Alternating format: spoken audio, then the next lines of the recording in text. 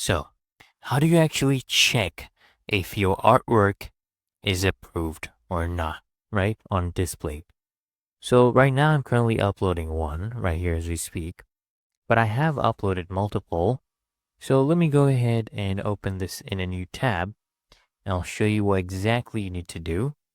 So currently this would be the uploader page, right? Let's go ahead and wait for that to load up.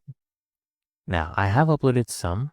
So I'll come here, click on a profile, and you should see your profile overview, your displays right here as well. But otherwise, what you can do, you see, I have nothing here yet because they have not approved anything thus far. But if you do come here, you can see your upload history as well. For example, if I click on this right here, you'll be able to see your upload status, things you've already uploaded. This one is still awaiting a validation. So you just have to wait for the approval process.